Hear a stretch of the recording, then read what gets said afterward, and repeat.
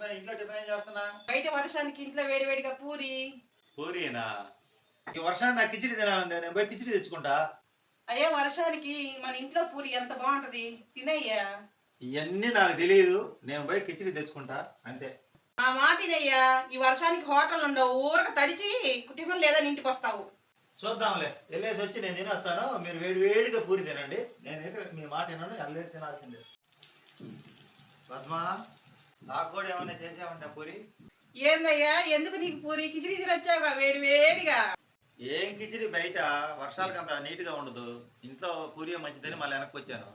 ఇప్పుడు నిజమే, మనసు మార్చుకున్నాను. ఊరంతా తిరిగి ఆలోచన చేసి నువ్వు చేసిన పూరి బాగుంటుందని వచ్చాను.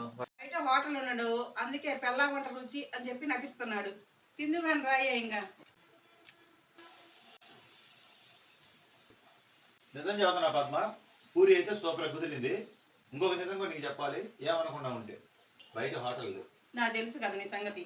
అందుకేమంటారు, పెళ్ళాం చెప్తే వినాలి.